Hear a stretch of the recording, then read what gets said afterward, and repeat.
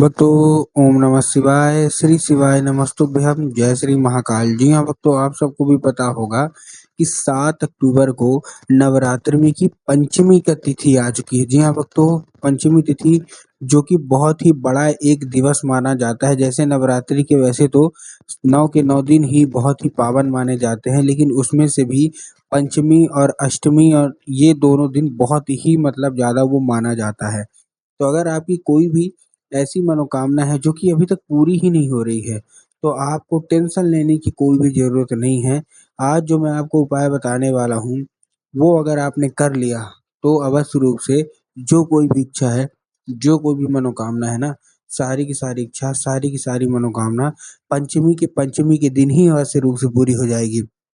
क्या करना है, कैसे करना है, बस ध्यान से आप लोग सुन लीजिए और अच्छे से कर लीजिए। अगर आपने आज का ये उपाय ध्यान से सुन के और अच्छे तरीके से कर लिया, तो अवश्य रूप से मनोकामना आपकी जो है ना, वो पूरी होगी ही होगी। देखिए, आपको भी पता है कि पूज्य गुरुदेव की जो कथा होती है ना, उसमें लाखों की भीड़ होती है। कैसे होती है? लाखों की भीड़ होती है। और जब गुरुदेव की कथा में लाखों की भीड़ होती है, तो वहाँ ज़्यादातर जो भक्त होते हैं, वो क्या करते हैं? किसके द्वारा? पत्र के द्वारा अपनी मनोकामना गुरुदेव तक पहुँचा देते हैं। तो अभी गुरुदेव की पिछले साल की बात है, गुरुदेव की कथा चल रही थी और गुरुदेव की कथा में लाखों की भीड़ आई। अब जब गुरुदेव की कथा में लाखों की भीड़ आई, तो वहाँ ज़्यादातर जो भक्त थे ना, उन्होंने क्या किया? पत्र के द्वारा, किसके द्वारा?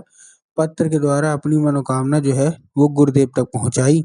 अब जब गुरुदेव के पास पत्र पहुँचा और गुरुदेव ने पत्र पढ़ा, तो वहाँ गुरुदेव ने देखा कि ज़्यादातर जो भक्त है ना, उनकी क्या है? केवल और केवल एक ही मनोकामना है। क्या मनोकामना है? केवल केवल एक ही मनोकामना है।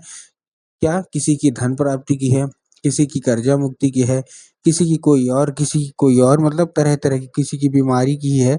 सबकी अपनी-अपनी मनोकामना थी और वही सब बोल रहे थे, गुरुदेव कोई उपाय बता दें ताकि हमारी इच्छा, हमारी मनोकामना सारी की सारी पूरी हो जाए, हम लोग बहुत ज़्यादा परेशान हैं। अब जब गुरुदेव ने ये देखा, तब गुरुदेव ने 2 से 3 उपाय बताए और कहा नवरात्रि के पंचमी के दिन क्या होगा? नवरात्रि के पंचमी के दिन ये उपाय कर लेना, तुम्हारी जो कोई भी इच्छा है, जो कोई भी मनोकामना है, सारी की सारी इच्छा और सारी की सारी मनोकामना अवश्य रूप से पूरी होगी ही होगी। अब जब गुरुदेव ने उपाय बताया, तो लोगों ने जा के पंचमी के दिन उसको करना शुरू कर दिया।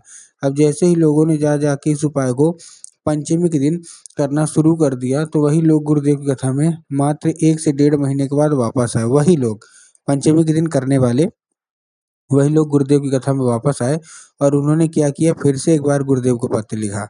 लेकिन ये वाला जो पत्र था ना, ये गुरुदेव को धन्यवाद के रूप में पत्र था कि गुरुदेव धन्य हो आपका, आपके द्वारा बताया गया उपाय हमने कर लिया है। हमारी सारी की सारी जो इच्छा थी, सारी की सारी जो मनोकामना थी, वो पूरी हो गई है। आपका कोटि-कोटि धन्यवाद।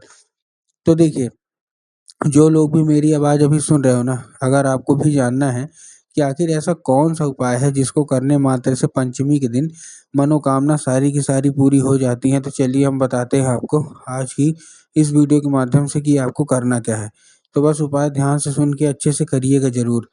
अगर आपने आज का ये उपाय ध्यान से सुन के और अच्छे तरीके से कर लिया, तो अवश्य रूप से जो कोई भी इच्छा मनोकामना है, सारी की सारी इच्छा, सारी की सारी जो मनोकामना है, वो आपकी पंचमी के दिन ही पूरी होंगी, ठीक?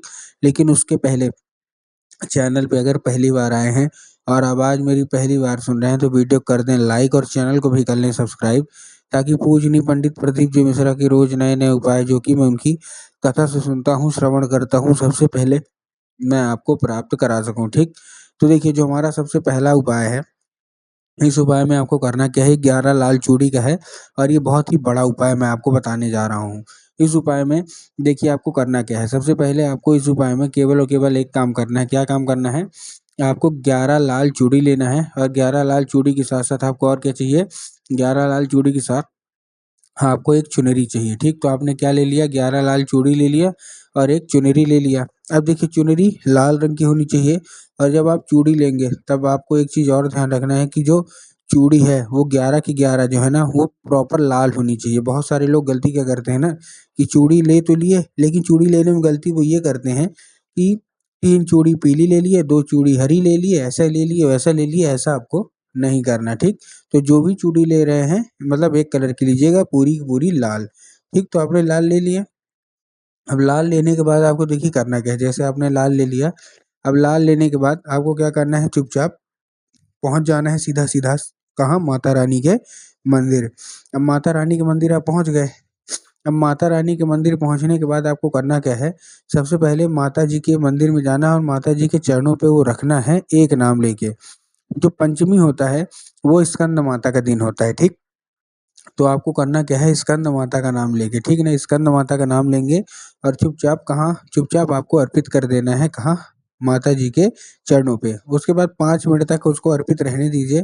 5 मिनट तक अर्पित रहने के बाद आपको क्या करना है, वो जो चुनरी है वो माता जी को ओढ़ा देना है अच्छे से उठा के, ठीक ना, पीछे साइड से अच्छे से ओढ़ा देना है और उसके बाद जो चूड़ी है वो माता जी के हाथ में चढ़ा देना है, पहना देना है। अगर हाथ थोड़े से बड़े हैं मूर्ति में तो आप पहना दीजिए, अगर नहीं है तो आप स्पर्श करा के क्या करिए, मतलब टच करा के आपको वहीं रख देना है। पूज्य गुरुदेव कहते हैं कि अगर आपने ऐसा कर लिया तो अवश्य रूप से जो कोई भी इच्छा है, जो कोई भी मनोकामना है ना, अवश्य रूप से वो पूरी होगी ही होगी, ठीक। ये था कौन-सा हमारा, ये था हमारा दूसरा उपाय। अब हम चलते हैं अपने लास्ट उपाय की ओर, ठीक ना। अब देखिए इस उपाय में आपको एक पान का पत्ता चाहिए और पान के पत्ते के ऊपर आपको शहद का लेपन कर लेना है। क्या करना है, पान का पत्ता और पान के पत्ते के ऊपर आपको शहद का लेपन। अब आपने शहद का लेपन कर लिया। अब शहद का लेपन करने के बाद आपको करना क्या है, जैसे आपने शहद का लेपन किया, शहद का लेपन करने के बाद चिकने साइड करिएगा, ये भी आपको ध्यान रखना। बहुत सारे लोग क्या करते हैं ना, जिधर डंडी रहती है उधर कर देते हैं, तो आपको ऐसा नहीं करना, चिकने साइड आपको करना है, ठीक। कर दिया। अब करने के बाद आपको करना क्या है, जैसे आपने किया, हाँ, करने के बाद आपको क्या करना है, चुपचाप केवल और केवल चुपचाप आपको क्या करना है, लेके पहुँच जाना है सीधा-सीधा इस बार शिव मंदिर। देखिए, ठीक ना, शहद का लेपन कर दिया पान के पत्ते के ऊपर, ये लेके पहुँच जाइए सीधा-सीधा शिव मंदिर। अब जैसे शिव मंदिर आप पहुँचेंगे, शिव मंदिर पहुँचने के बाद आपको करना क्या है, दक्षिण दिशा में खड़े होना है और उत्तर की ओर अपना चेहरा कर लेना है। अब देखिए दक्षिण और उत्तर में ना बहुत सारे लोग कन्फ्यूज़ होते हैं कि दक्षिण क्या है, उत्तर क्या है, हमको थोड़ा साफ-साफ बताओ। तब गुरुदेव ने साफ-साफ बताया है कि आप जिस भी शिव मंदिर जा रहे हैं, उस शिव मंदिर का जिधर साइड जलाधारी होगा, आपको अपना चेहरा उधर साइड करके खड़े हो जाना है, ठीक। खड़े हो गए। अब खड़े होने के बाद आपको एक नाम लेके, कौन-सा, महादेव का बहुत ही सुंदर सा नाम है, एक नाम कहाँ अर्पित करना है, लेकिन अर्पित करना है माता शोक सुंदरी की जगह पे। अब देखिए जिनको पता है कि माता शोक सुंदरी की जगह कहाँ होती है, उनका तो ठीक, लेकिन बहुत सारे ऐसे लोग हैं जिनको यही नहीं पता कि माता शोक सुंदरी की जगह होती कहाँ है। तब गुरुदेव ने बताया कि जो जलाधारी है, जलाधारी के बिल्कुल बीचों-बीच, कहाँ? जलाधारी के बिल्कुल बीचों-बीच जगह होती है माता शोक सुंदरी की। तो बस आपको चुपचाप वहीं जाके अर्पित कर देना है बस।